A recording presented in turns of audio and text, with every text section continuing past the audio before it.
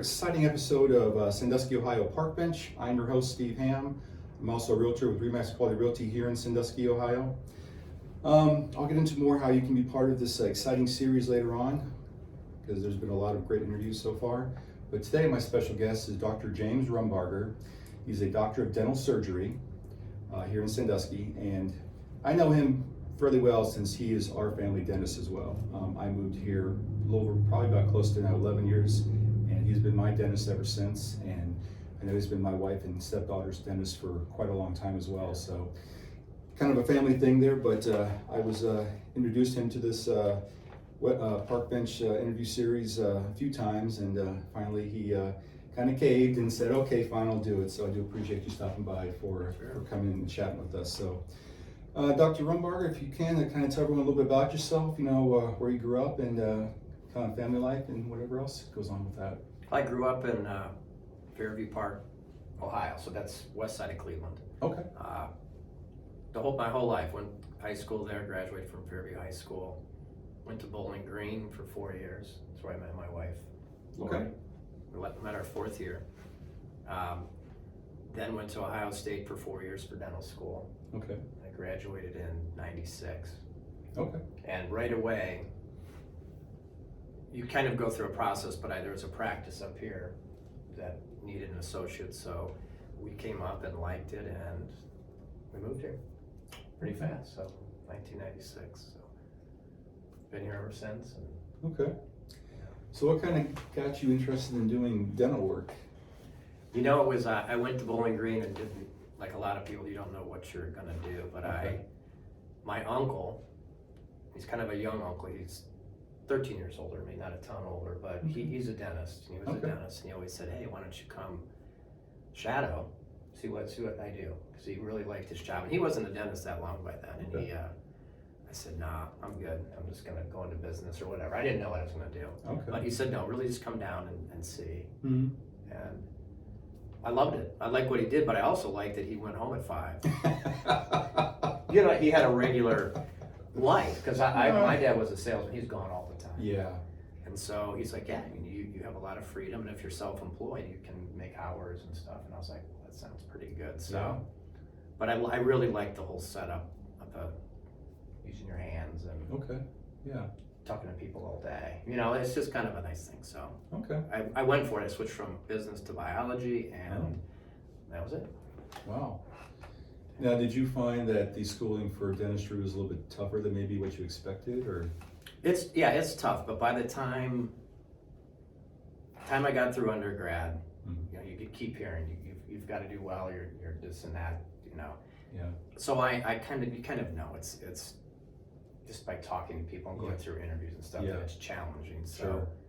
I think the best way to handle it is you treat it just like a job. You go and you get through it. So my son's in there now. He's a second-year dental student at Ohio State. So now I'm hearing 27 years later how it's way harder now, and it's not. And, you know, and so I'm hearing his side from what I remember. Because it's been a while, but it's the same thing. There's more technology now, but the basic courses are the same. But yeah, it's challenging because they give you a lot of hours. So I think a normal load in college is 15 to 18 hours a semester. Okay. You might have 30 or 20. So you're just busy. Yeah. Busy. Yeah. Well, I mean, think about what you're going to be doing later on in life. Yeah, you can see why they kind of front load it a lot. Sure. Yeah, but it's fun. Yeah. Okay. Now, do you have any brothers and sisters, or? Yeah, older brother John is 2 years older. Okay. He has 2 kids. He lives in Chardon.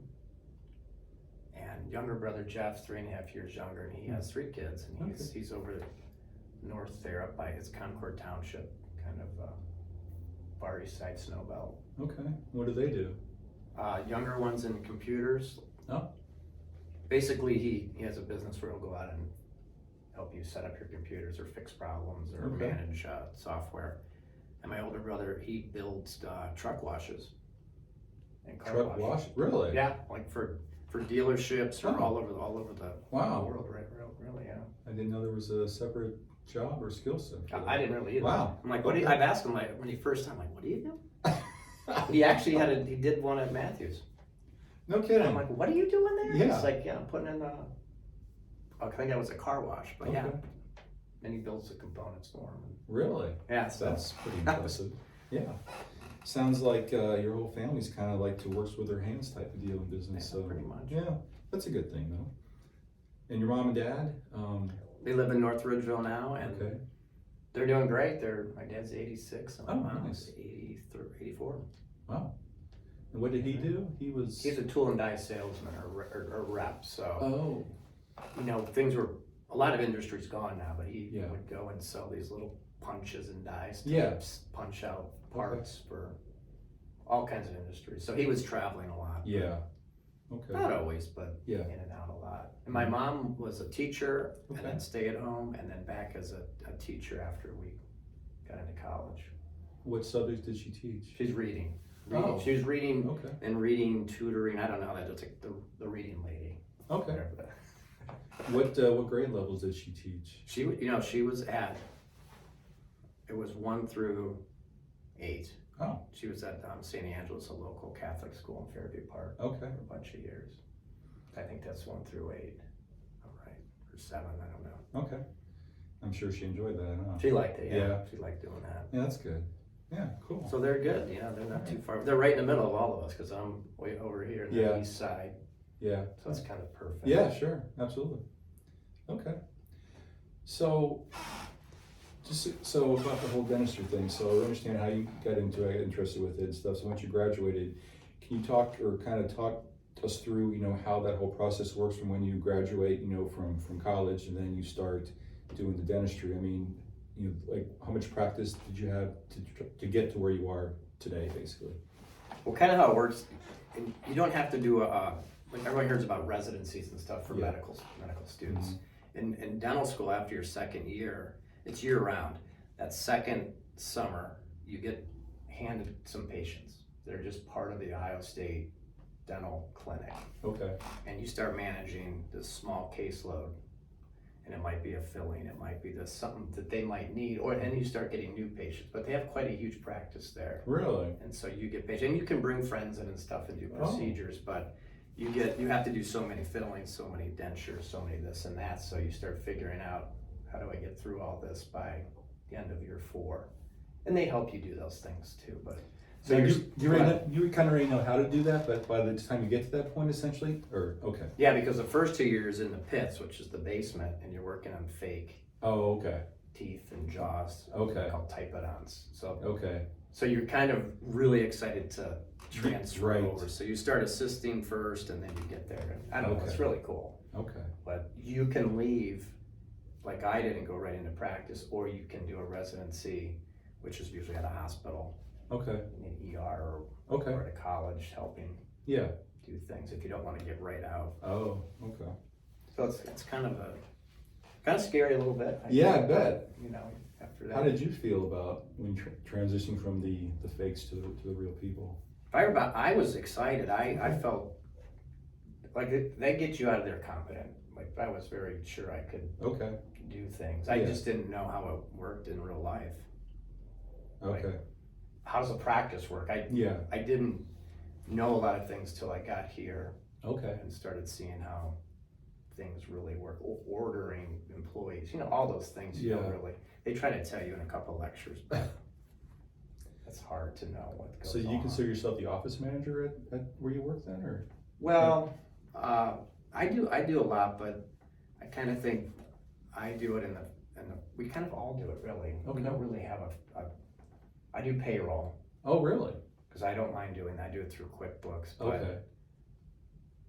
I do a lot of ordering because it's so easy now. I didn't used to. All your It's supplies and just stuff, all basically? online. It's Oh, super okay. simple. Okay. But we don't have a so-called manager. Our Okay. office works nice where we just all kind of have our things we do. That's nice. That's good that it kind of works like that. It's really nice. So what do you consider are some of the more difficult types of procedures to do in dentistry, do you think? Classically, it's always been, root canals are more tedious because it's such a small space you're working in. Yeah. So you can refer those to a specialist or do those types of things. Okay. Dentures are a lot of fun, but there's a lot of getting things to to feel comfortable and fit right. Yeah. It's a whole different thing from, this big denture piece to working inside a tooth. Yeah. What you do a lot of is you do a lot of fillings. Okay. People always break their teeth and things. Do a lot of crowns where Yeah. we're covering things up. But, Yeah. none of them at this point seem difficult. Right, because you've been doing it for I so kind of long. like doing all the different stuff. Okay. Sometimes I think, what if I had to do the same thing all day? Yeah. It might get a little Boring or monotonous. tedious, but yeah. I don't know. But Huh. I don't know. I don't place implants Oh. in the bone. Okay. I restore everything that goes on top of them, being a denture or a crown. Okay. But I've learned how to do that at a couple courses. I just haven't decided to put that in my practice yet. Oh. It's really, with all the digital stuff now, it's become a lot easier to place where it's supposed to be. Yeah. Than where you used to have to really just go little by little and make sure you had it in the bone. Oh. Where now it's all digital and it's placed. Oh. Yeah, I remember when I came in recently because I had to get my crown redone, and they were using a very impressive machine. The scanner. The scanner. I was Yeah. like, what are you guys doing? Just to see it displayed out, I was like, wow, blew my mind away that you guys are that advanced. That's changed. So that's what's helped with implants. So Okay. we do a scanner, but it's a cone beam. It's more of a digital X-ray, Mm-hmm. but it shows all the dimensions of the bone and where this implant can fit. Where Oh. before you couldn't, it was more two-dimensional. You just couldn't tell. So Okay. it was just placed little by little. So anyway, it's really cool. Huh. I've noticed too that you guys use now like a what do you call it? Your cotton swab thing. The before- topical, Yeah, before you guys actually do the injection of the anesthesia. So. and that's benzocaine. So Okay. that's just like Orajel basically. Oh, okay. But it numbs the surface, and that Yeah. helps take away that initial Shock of the needle and stuff. Yeah, Yeah. and I think that helps a lot. I would say it does because I usually never feel you putting the needle in, but I just hate that sensation afterward because it lasts for so long. But it's either that or deal with the pain. I actually had a situation once when I was still young in the military, and they had to pull one of my wisdom teeth out, or a couple of them, I should say. And I remember this so well because it was like the most excruciating pain.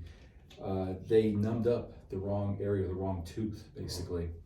So when they went in there and they grabbed the tooth and they cracked it, I mean, it was just like someone was just yanking my tooth out with no Novocaine. I mean, my body, it hurt so bad that my body just screamed automatically because it hurt so bad. They're like, "You can feel that?" I'm like, "Yeah." And my heart rate was increasing apparently and stuff, so they had to bring a fan in, kind of cool me off. And I'm sure they're outside talking about, great, now what do we do? And we kind of scarred this guy for life in a way. Yeah, but, don't forget that. yeah, and so Yeah. I mean, they came back in and they did it right, but it was like, I don't even know if the doctor apologized after the fact. I think the nurse did or something like that, but I was like, wow. So, hearing about, doctors that are, amputating the wrong limbs, because they got the wrong information, that'd be awful as well. But getting a tooth pulled, it's almost like being interrogated, so. Well, that's why you gotta do a little test before you just start cranking on it. Yeah. That's why so you can kind of let the patient help you with that before you Okay. just go in for it. Right, yeah. Now, do you find it difficult to work in such a small space inside someone's mouth and stuff to do the work? Or, I mean, at first I'm sure it was a little bit difficult, you think? At first and I'm hearing this from my son Max, you have to use a mirror a lot. Mm-hmm. And so when you're working with this little mirror, and you want to look in them out, but you don't want to be bent over the whole day. Right. It hurts your back. Yeah. So you're working in a little mirror, so everything's backwards. But Yeah. as soon as you get that, no, it's not hard. Yeah. So then the hardest thing is tongues. Oh. People's mouths suddenly close, and saliva. Yeah. So just those things, but your assistant helps. And Yeah. the other one is, if someone has a bad back, or you have to work, say, upright or standing, so you're going to change what we normally do to try to help with a patient. Sometimes different positions are hard to Okay. do certain things. All right. Because we like to lean people back Yeah. to our area. Right. Yeah. So if you try to work, and you're going to do that, you're going to try to make a patient comfortable. Sure. And some people fuse backs or just can't bend back. Oh. And so that's the hardest thing. So sometimes oh my gosh, that hurt my back. But then, that's okay. Especially when it's a long procedure. Yeah, so that's probably hard sometimes, but that's too bad. I'm gonna help the patient. Yeah, no, I can just get that. So what do you think, which procedure do you think takes the longest to do of everything? Probably, actually, so let's say a molar root canal takes about an hour and 15 minutes for me. And I'm jumping around because we always are checking hygiene, so you're never there the whole time. Oh. So that can be longest when we do crowns, when we prep a tooth and take a scan and put a temporary on. Mm-hmm. One doesn't take too long, but if you have like 3 or 4, yeah, things can take a little bit sure. longer. But probably the longest when we book an appointment, if I have fillings, because fillings I have to do, and root canals I have to do from start to finish, where the system doesn't jump in and do a scan or a temporary or something like that. So it's a lot of my time. So we book accordingly. Yeah. And try not to have someone in another chair. Mm-hmm. Hygiene's always going, but we try to figure out how to do that so I can spend more time with the person. Yeah. But I think it's kind of, fillings are kind of always, lots of fillings. Yeah, that's kind of bread and butter, I guess, basically. Well, everyone needs fillings. Not everyone, but I mean, that's where it starts. And then crowns, if you have teeth that break or this or that. Yeah. Root canals. And then dentures are kind of quick because it's multiple appointments to do something like that. Impression, records, so you can do those kind of quick, so you're not, which is kind of nice. The patient's in and out pretty fast. Just they gotta make sure they can schedule the appointments accordingly. You kind of schedule them ahead. Yeah. But trying to get the time off work for them can make it difficult as well. Huh.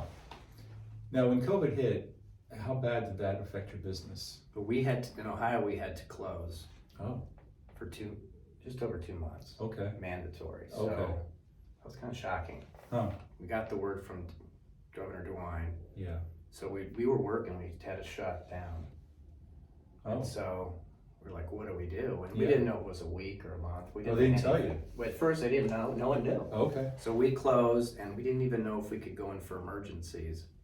And they figured the ODA, or the Ohio Dental Association, worked with the government, with DeWine, to say, well, we have to be able to do certain things. So we were able to come in for emergencies. Thank goodness. Yeah. And that was it. Huh. We closed down, I think, was it February, and started up in April. Okay, wow. Or May. All right. It was weird. And I'm sure coming back, trying to figure out all the safety measures to put in place with everything and stuff, so. Yeah, they were really good at guidelines. Like they would say, okay, you guys can work, but you need to wear face shields, at least level 3 masks, full coverage. Yeah. You gotta get things made. Yeah. The lobbies, we had plexiglass up. You just wanted barriers everywhere. Yeah. And so that was weird, but after the first week, we're like, we didn't know if it would ever change back to a later thing. So we're gonna figure this out. We had to do thermometers. Everyone was in the parking lot. Oh. We said, call me again. Went out, checked their temperature.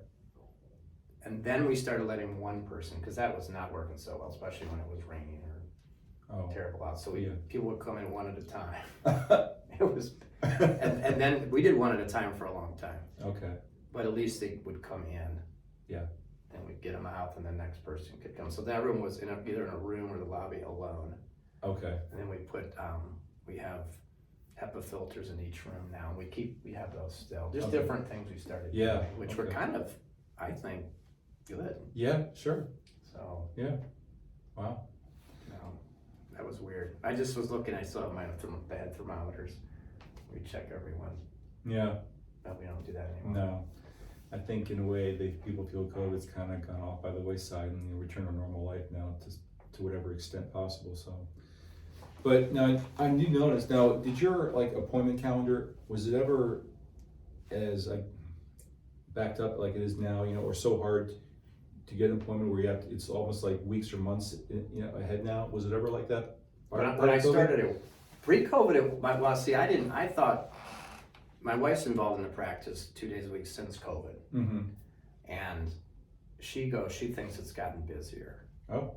As far as double booking me all the time. I always do that because there's 2 columns, but Yeah. I don't know if it has, but like when I first started with, I've kind of worked up to kind of my capacity Mm-hmm. over the years, which has been, it's nice. It's nice for me to be busy. The day goes faster Sure. than not. So, Yeah. but no, I think we were pretty busy pre-COVID too. Okay. You think you've gotten busier now since COVID's ended? And I'm just wondering because I know if I have to call for an appointment to get something, it's usually 6 weeks, if not 8 weeks or longer before someone gets in. So I wasn't sure if that was an after effect of the whole COVID of the pandemic or not. I think right after COVID, if I remember, we were just swamped. Yeah. It wasn't even possible. And, Okay. and we've kind of, we have been really busy with getting a ton of new patients, which Really? I don't want to close my practice to new patients. That's fun, and I want to Yeah. help people. I want Sure. to do stuff. So, I don't want to work any more days either. That's the thing. Yeah. Yeah. So I don't know. I think we're as busy as we can get. Okay. You guys are definitely I don't want to swamped. be. Yeah. I want to be able. So if we have an emergency, I want to be able to get a person in if they're having pain or Yeah. this or that. But Yeah. some things if you want to make an appointment, we have to do a call list. But you get cancels every day. But one of the good things is you get cancels, we can fill those Yeah. immediately, and that's Sure. helped a lot. Yeah. But I bet. yeah, it gets Wow. backed up sometimes. Now, who do you outsource like all your some of your stuff to, like the dentures and stuff like that? I know you don't make them yourself, so who actually is there a company like close by that does it, or? Well, we now use 2 companies. We used to have a local lab for years, which was for denture, acrylic type things, not ceramic or crown and bridge, but partial dentures and dentures was right downtown by the Social Security building. Okay. That's not going anymore, so we're using Lance, and they're just over in Maumee. Oh. So they drive to town 3 days a week Oh. and pick up. So that's pretty quick. Okay. So repairs, things Okay. like that, and then a lot of things go to California Really? to overnighted to a huge lab. It's Glidewell Laboratories, and Okay. they have all the newest things, like Okay. the digital scan. Yeah. Immediately goes to them. Oh. They make the crown for me and send it, so it's kind of a quicker turnaround Okay. with that. Nice. We used to send an impression, Yeah. but that was still overnight, but now it's all digital. Yeah. Makes it a lot quicker. So I use 2 labs. Oh. Okay. I was only wondering about that, where that gets done, whether it's just all in state or out of state or not. So cool. Well, we definitely hit on the dentistry quite a bit there. I was always curious, just in how long do you think I guess for my own personal benefit here. So all the instruments you have to use, was it hard for you to kind of get through that part, like learning what each one does or what they're called and stuff like that? Or do you feel that the amount of time you spent, in your college training was definitely good enough so you were ready to go once you got to a real patient and stuff? So I think instrument-wise, yeah, but as far as being nervous about doing a procedure, yeah, it was nerve-wracking. Like I used to look at my schedule a couple days and I go, boy, I better look into that, this, that. Just because it wasn't so natural. Right. But now I'd rather not look ahead, and you just do it because it's just, I don't have to boggle down my brain thinking about that. It's kind of weird, maybe I should, but No. I feel confident. Okay. And I joke with people and go, just wait a minute, I gotta go look at my iPad and see. I gotta take this tooth out. But you just kind of, after a while, just know how to do all the things. Because there's really a parameter of what we do. Okay. Basically guidelines or whatever. Sometimes there's a new medication I haven't heard of. Oh yeah, sure. I'll look up real quick. Yeah. There's a lot of those lately. But no, I was. Okay. Which is procedure. It's a little nerve-wracking at first, But I think that's just with anyone in human nature, I guess. anything, any job or. Yeah. I mean, I was that way too. When I first became a pilot, it's like, geez, flight school teaches you how to fly per se, but you don't really know how to fly because you don't have that air sense is what they call it. So knowing what to expect and when, and how to pre-plan everything. And I think for me, going through all that training, especially with the military training, it was very structured and very a lot of pressure in there. They did it on purpose, because of what you could potentially be going into, which was combat. But I think it also prepared me to fly for EMS, because for that, you know, it's a whole different mindset with that, but still, on the pilot perspective, you know, you knew you had to, what to prepare for, or you started thinking ahead, you know, what about this, what about that, and all the contingencies that go along with that and stuff. So, I mean, a little bit different what you were doing in a way, but still, it's, you know, I think just kind of, for me, I always start thinking, okay, if I'm gonna do this, after a while, this becomes natural, what you need to prepare for. But sometimes there'll be a wrench thrown into there, and you're like, wait a minute, let me rethink about this a little bit. Do I need to do this instead or something? So it's some experience. Let's have like trauma patients that come in. You know, first you're like, oh my gosh. Yeah. Whoa. And you're like you say, you're trained to do things, but like you say, you have a sense. Even pulling a tooth, you'll have a sense. Okay, it's gonna go this way. Let me try this. Or there's just little things. Yeah. You don't at first. You just don't know. Right. Do I muscle this or do I? Can't get. You know, why do we handle this one? So so that's experience is good. Yeah, absolutely. Things. Yeah. So you've been doing this for quite a long time. How much longer do you think you're going to stay in the practice? I would think, I'm 55. I would think 10 more years. Oh, really? Okay. Well, I got the mega lottery ticket. We'll see if I win. I don't want to stop. Okay. When Max, I think, is going to come back to our office and take over. Oh. But I think I would like to slow down, maybe go to Florida longer in the winter, different things, but I don't want to stop for a long time. Well, you enjoy what you do. That's a good thing. I mean, it's more like you're passionate about it, so it's not really work as far as you're concerned, I don't think, at this point. It's fun. Yeah. I mean, some days are harder. Sure. You know, if Absolutely. you're not feeling as well or whatever. But no, I can't believe I'm 55. I think we talk about it a lot. You look good for 55. Thank you. I think 65. You know, when I have 20, that's good probably. I think, but you never know. We have colleagues that work till 70s. Really? Some of them. There's a guy. I think he's late 70s, 80s. Jeez, that's crazy. crazy. People like dentistry. Yeah, I guess so. Okay, who would have known? We talked to a lot of fun people. I mean, all like 35, 40 people a day.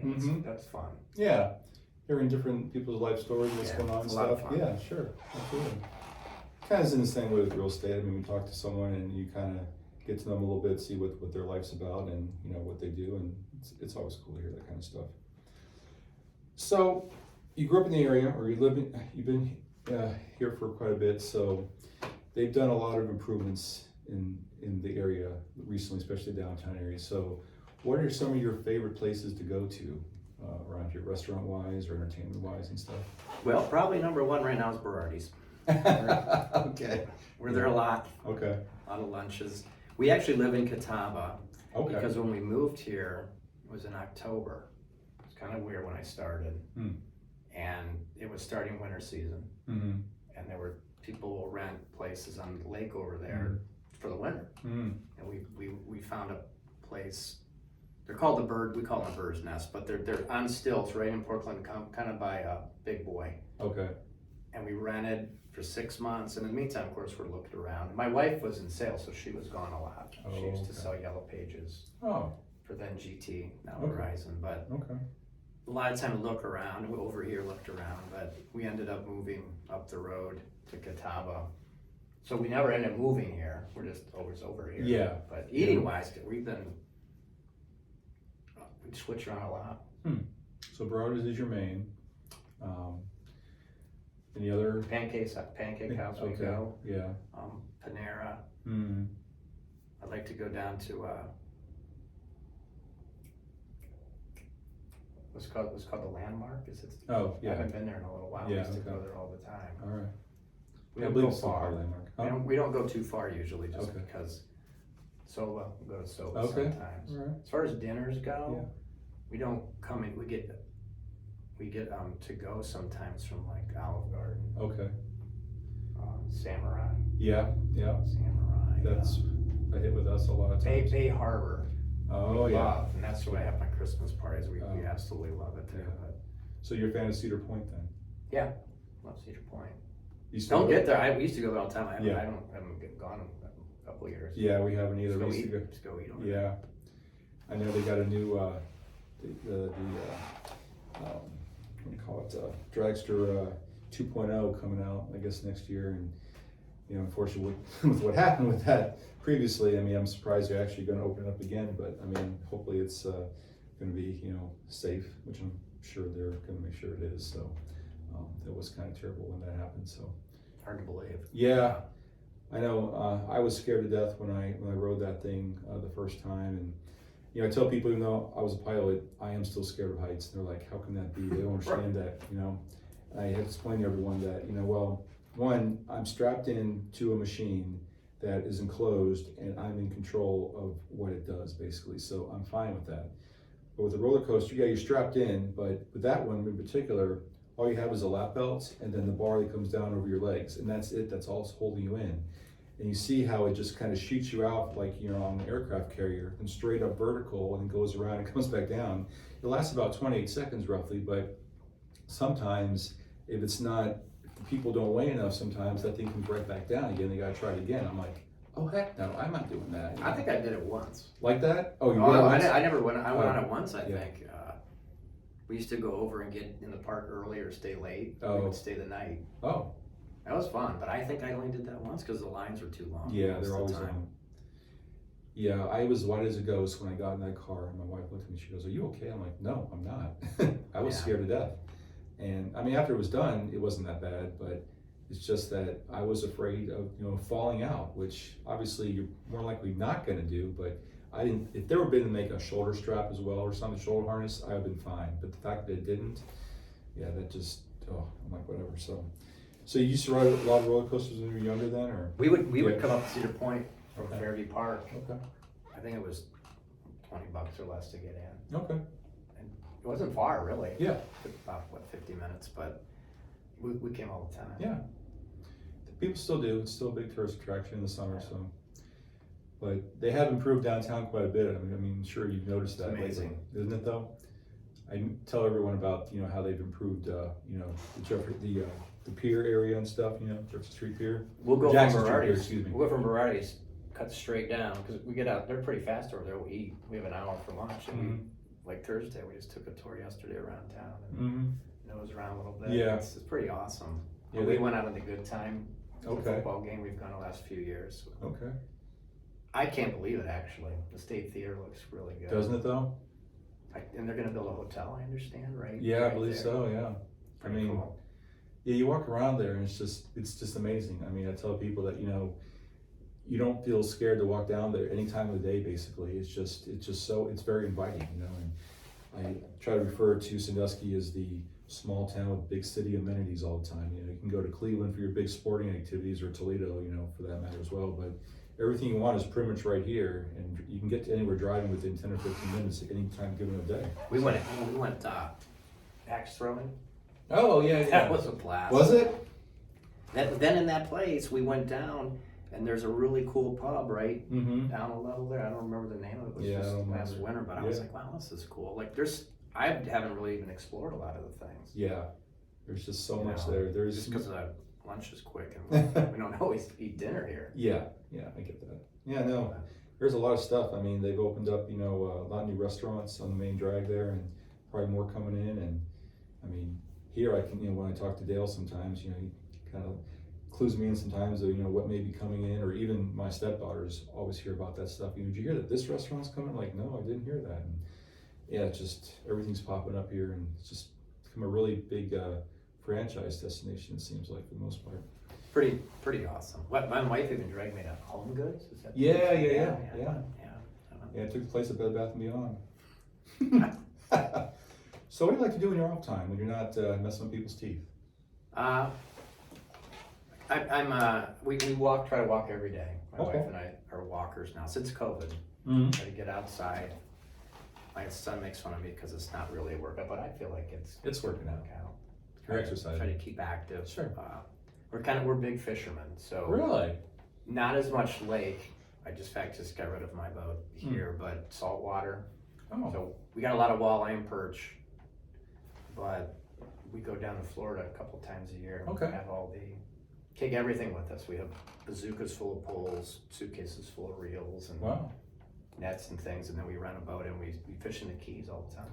Really? Okay, I was about to ask you where you go for that. Yeah. So we go to Key West for fun for a few days. Right, And we sure. go to Isla Morada, and that's where we fish out of. Oh, okay. We stay there, and you can rent boats there, which is great. So we get a decent sized boat, and Wow. Yeah. it's a lot of fun. The kids are really good fishermen now. They're Oh. older, so I get the boat, and I don't have to go out with them all the time now. Oh, okay. They can go out and get us mahi and Yeah. tuna. Instead of going to the restaurant and buying it and paying for it. Yeah, so you can bring it. So they'll clean. The kids will clean the fish. All right. Where we stay at a resort called Chica, and they have a pier. You can keep your boat, clean the fish, and you can. Any of the restaurants will cook your catch. Oh. So that's pretty cool. Yeah, I didn't know that. Very cool. Yeah. And if you get enough, we can shrink wrap them, not shrink wrap, but wrap them and take them home. Oh, okay. Freeze them and take them home if Gotcha. you want to. So besides walking and fishing, any other hobbies that you have? Lately we've been watching a lot of shows at night. Yeah. I'll tell you what, after work, we get home and eat. Mm-hmm. I like to eat. And, we watch a lot of series, and not a lot going on at night, especially in the winter. But yeah, I would say it's just fun going around. Like we'll go around over where we live and have some appetizers, have a drink. Yeah. Just look around a little bit. What's your favorite drink? Right now, I like to have a vodka soda. Okay. So just that with a lime. Okay. I like beer. I like Christmas ale.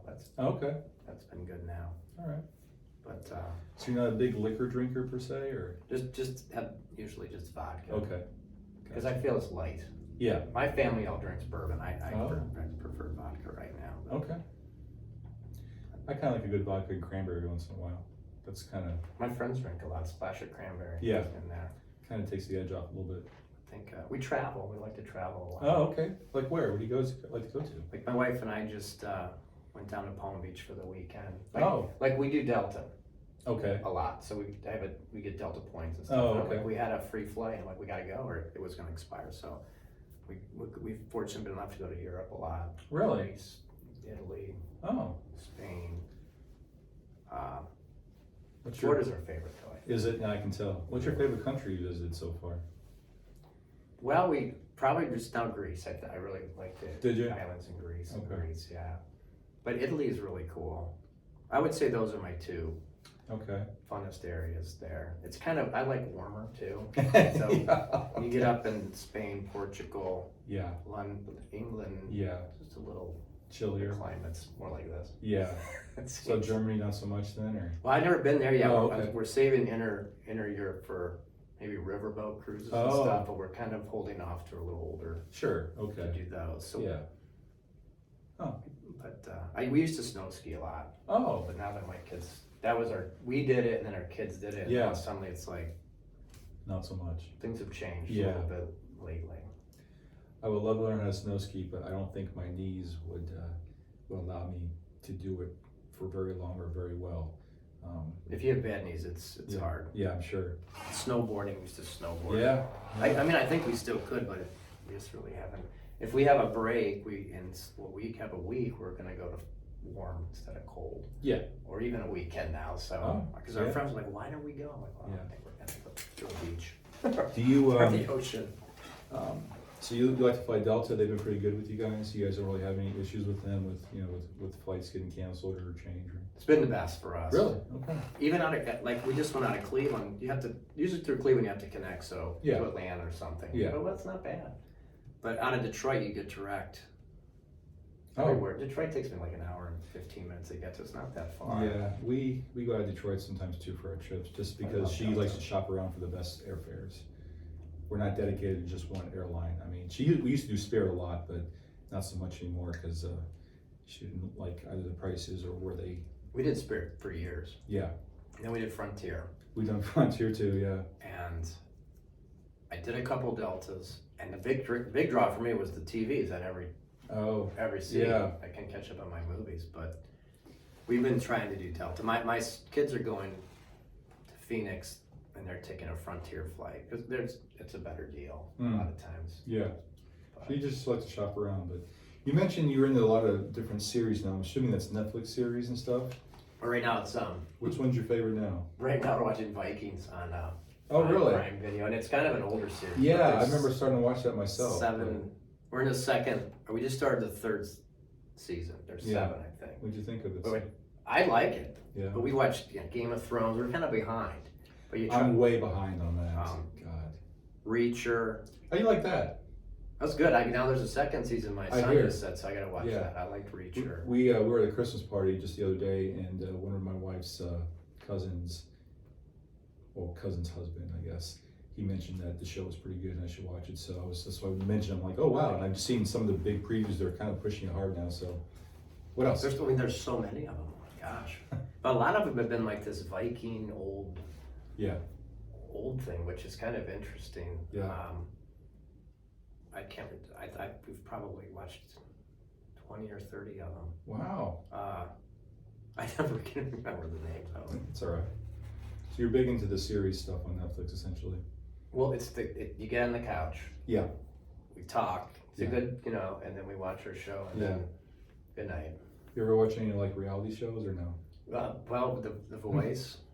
Okay. Watching The Voice, American Idol. My wife likes to watch like The Bachelor. So sometimes I have to. I was the same boat. I had to watch it too, but I think she thought they got either kind of stupid or just she just decided not to. We don't watch it anymore. We watch shows now like Married at First Sight. Have you ever heard of that before? I've heard of it. I have not watched that.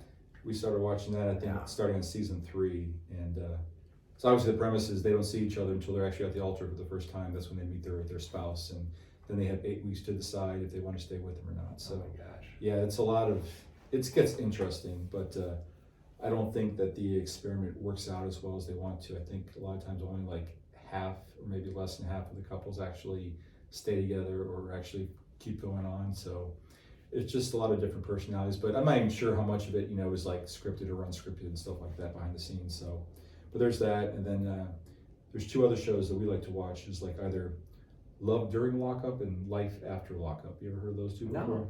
No. So it's someone like a man or woman, usually it's kind of a woman on the outside, who is now dating someone who's incarcerated. And depending on how long they're incarcerated, then they wait till they get out, and then they meet up finally, and they try to start life together. But the thing is, when they're incarcerated, that's all they have to deal with is either, talking to you on the phone or this or that, so you develop that relationship. But when they get out, they don't always end up being the same type of person that when you knew when they were in. So, plus other challenges come up too, because one, they don't have a job, there's no money and stuff, so you're still supporting them, and just seeing how that all plays out. I mean, it's good, it's entertaining at best, I think, but we kind of start watching those kind of shows, so. What did we watch? I mean, over COVID, we watched, that's how we got into it, over COVID, what do you do? So we watched Bosch. Yeah. Lincoln Lawyer. That's a good one. Yeah, I like that. Whatever, we'll literally look, okay, let's try this one, move on, there's so many, so it's nice. Okay. Yeah, no, I could say hobbies. I don't know, I like to work with my hands, but I'm trying to think, I just fiddle around the house, do yard work. Okay. Like, I don't mind doing yard work, I'm still a little behind this year. It's all right. At least it hasn't been too bad snow for us yet. I kind of knock on wood now when I say that, because when I first moved up here, there was snow on the ground from October through March. And this was back in 2013. I was like, what did I move into, But it hasn't been that bad ever since, so. I don't think I've used my snowblower. This is the 3rd year, I think. That one time we got snow last year, I didn't even get it out. Oh, okay.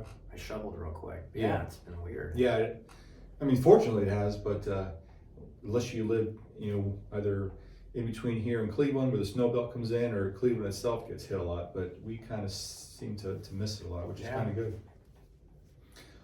So we know what your hobbies are into. So what do you see you're gonna be doing when you retire? Just traveling basically with your wife and pretty much it? I think our plan now is, we've always wanted to have a place in Florida, but we don't want to be locked into a place at this point. We want to just travel. Some of our friends that have places, you kind of end up going there more, I think. So I would like to ultimately get a place in Florida and use that as a base to travel in the winter if we want. But I don't think I'm ever moving from here.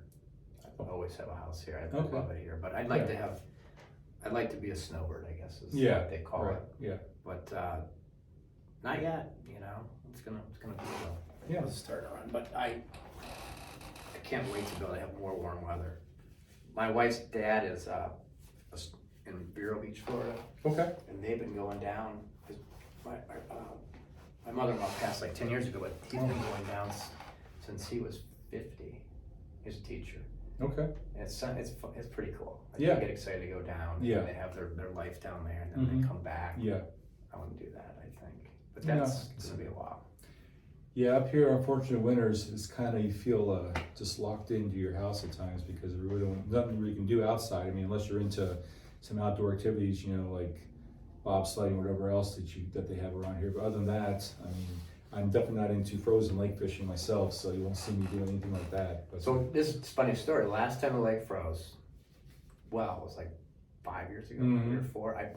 We have a patient that had an airboat, and he's like, "You've got to come out with me." And I said, "Where do you go out?" He said, "Catawba State Park." I go, "I've probably seen your boat," because they would bring him up and kind of leave him there yeah.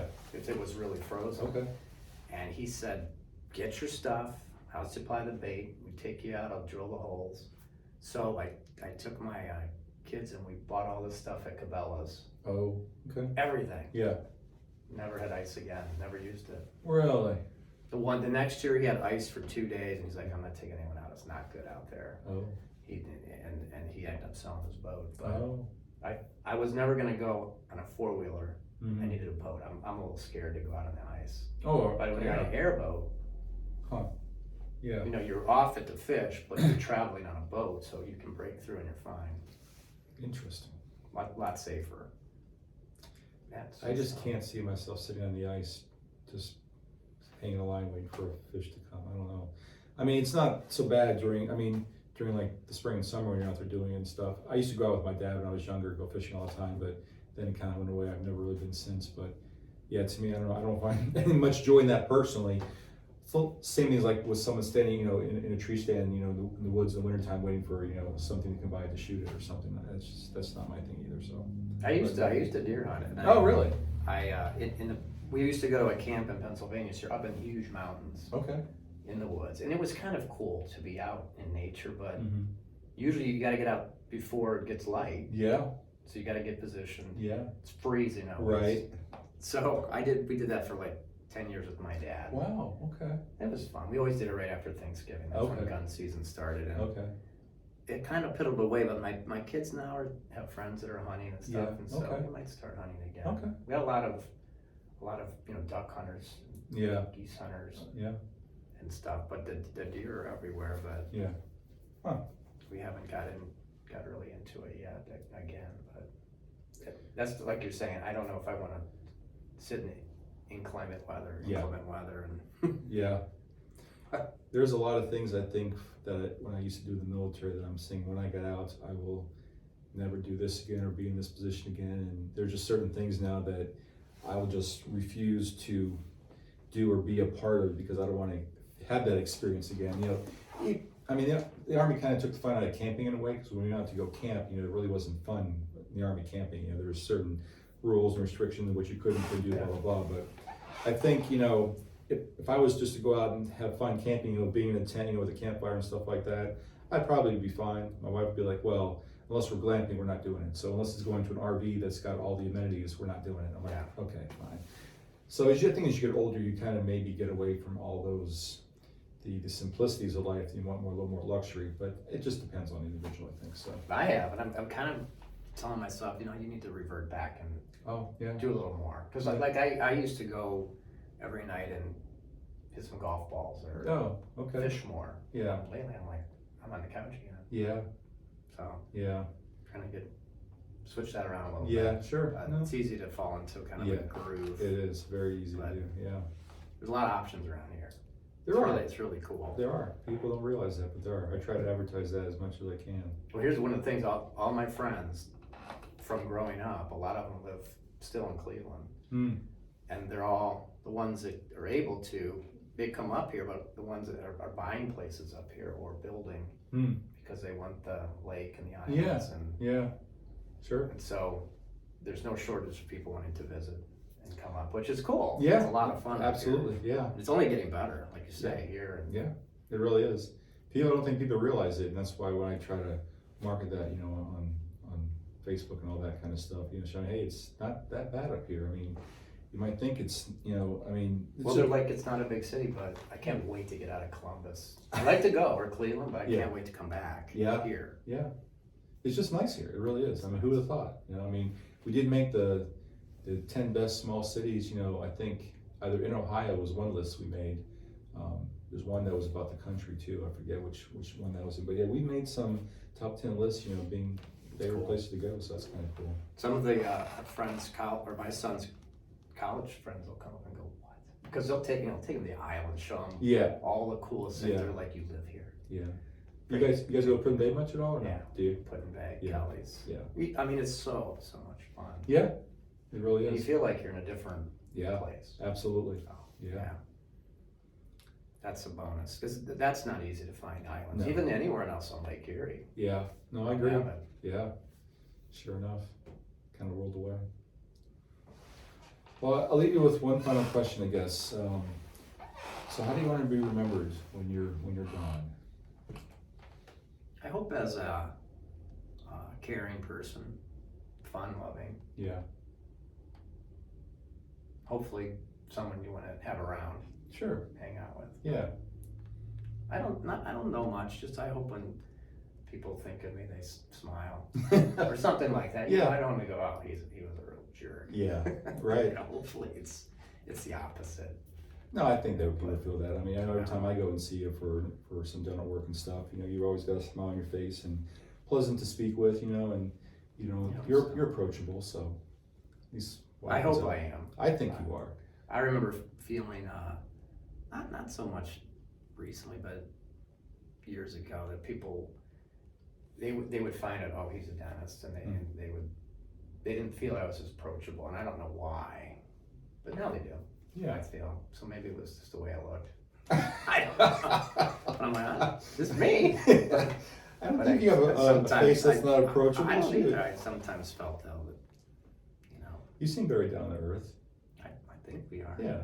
Which is nice, because I think sometimes some doctors develop egos and they feel that maybe they're better than other people, or I don't know what, but sometimes you get that impression of them by the way they kind of carry themselves or where they talk to you. Well, that's what I thought. This is years ago, and I'm like, what's going on here? But I think I'm the opposite. I think I'm kind of a moron, and kind of goof around a lot. And yeah, that's good. We don't take things very seriously. But we do when we have to. Right. No, I get it. What's Yeah. the point? Yeah, I get it. So. I think you've achieved that. I think you'll definitely be remembered as that kind of person after the fact. So that's good. Or they'll just be like, "Did he move? Where'd he go?" He's not around anymore. Oh man. Well, anything about your business you want to talk about, like where you're located and stuff like that, and anything else for people to know that don't know already? We're open for business. We love doing dentistry, but we're behind Sandusky High School on Buchanan Street, so kind of hidden, but lots going on back there. I think they started their pool. Oh, really? There's a hole in the wall now I can see. Oh, wow. Yeah, I think they started that project, so that's pretty cool. But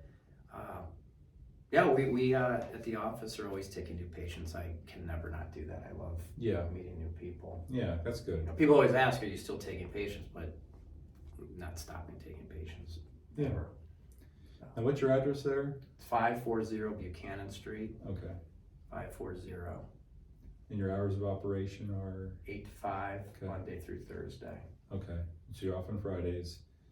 Do you ever do like emergency stuff on weekends? Yeah. Okay. That's kind of just part of being a dentist. And I'll run in. Yeah. I wouldn't say a lot. Okay. Because a lot of it you can achieve on my phone. Like antibiotics or things. Oh, okay. If there's any kind of a trauma or something, absolutely. But yeah, we come in. A lot of times on Fridays I'm in for something. Today it was for new stuff. Right. Yeah. But that's what you just sign up for when you're a dentist. Yeah. Well, I guess that kind of brings up maybe one more question for me. So, what do you think has been the worst trauma you've had to deal with as a dentist?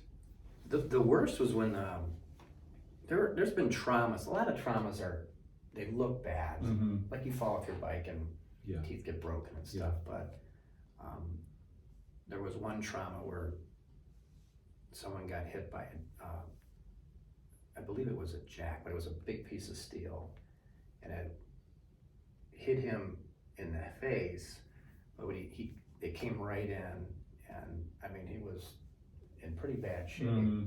So anyways, ended up in Cleveland and I think Metro, this and that, but his teeth were displaced, and I was like, whoa, this is something. But so we went right away to the main hospitals, and they had some surgeons there, but it ended up, they were able, his one tooth was so far pushed in his back in his mouth, I couldn't move it. Wow. I'm like, you need to go to a surgeon. Yeah. So they ended up, local surgeon sent him straight to Metro Health, I think it was Metro. But anyways, they got him back together, and he needed some root canals and stuff. But I see him today, I'm like, wow. And he had big lacerations and stuff. It was amazing. He's totally fine. Wow. Teeth are all still there. Really? But that was the worst. Like, they're usually not that gory looking. But that was like, ooh, that was pretty bad. But we've had a bunch of facial, lip types of traumas. But fortunately, the face is durable. Teeth are pretty durable too. Okay. You can usually salvage most of the teeth that have problems. Okay. Not always, but that's good to know. But okay. You kind of get used to. We've had some medical issues. People have some issues that non-teeth that you see are a little weird now and then, but you're kind of used to things and just deal with whatever you have to. Okay. Not always though. Most days are just fun and goof around. And get the job done. Yeah. Okay. I was kind of curious about that because I didn't, I'm sure, weekends is probably the best time for emergencies to happen. People are having fun, and especially if you get some alcohol involved, God knows what can happen at that point, You can get some trouble. A lot of kids will fall out too. Oh, true. And a lot of kids, younger kids with baby teeth and things, really resilient. They'll blow their lip up. Yeah. Teeth get pushed around in, but it's amazing how they end up being pretty okay. Yeah, that's a lot cool. of times. So more it's more scary. Like people don't know what's going on or this, and I'm always like, it'll be okay. Yeah. But at first you're like, ooh, right. Oh yeah. Looks so I'm good. sure. Wow. This is good. Well, it's great that you can provide that kind of service to people of the city here in the community and stuff. It's been fun. Yeah. So I'm sure they appreciate it too, especially since you're nonstop working with patients and new patients coming in. So that's got to say a lot about you and your practice. Then word of mouth gets out about that kind of stuff. So cool. Yeah, it's a great job. Yeah. Well, I'm glad you enjoy it. I'm glad you're passionate about it, and I really hope the best for you guys, in the future as, things go on and it gets better for you. You get to enjoy your traveling and your time down with your family in Florida or wherever else, travels may lead you. So that's good. Sounds like you're living the dream. I'd say. The American dream right great. there. Yeah, that's cool. Not very many people can say that, but it's good. Very good. Cool. Yeah. Thanks for having me. Well, thank you for stopping by. I appreciate it. It was great talking with you and learning all this about you, and fellow community members can know a little more about you too that they didn't know before. So, as I was saying before, if you want to be part of this exciting and great Parkbench interview series, you can go to the website at parkbench.com/Sandusky. There's a link there that you can apply that way, or you can contact me directly at stephen.ham@remax.net.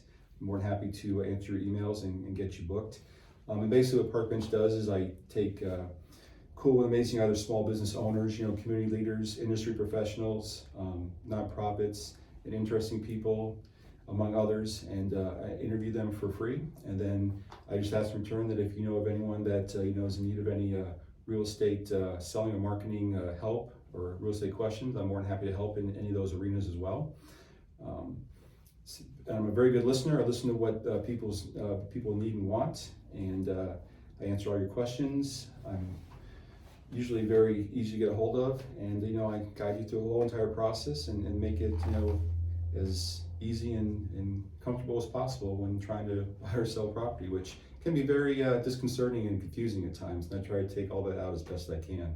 And if I can't figure it out myself, I have an office full of experienced veterans that can help me in that process too. So there's always that going for me. But that's kind of what Parkbench is all about. So please feel free to get a hold of me, and we can work something out and book something and get your message out there to people so they can get to know you as well. So, but Dr. Thanks for Oh. thanks for coming by again. I do appreciate Appreciate it. Yeah, It's it was fun. great. Yeah. So on that, just my parting thoughts is, keep a positive attitude the whole way. Try to do your best to make it happen and never give up in the pursuit of your goals and dreams. Until next time, basically probably this will be my last interview for the year. So until next year, we will see you, and take care and Godspeed. Bye.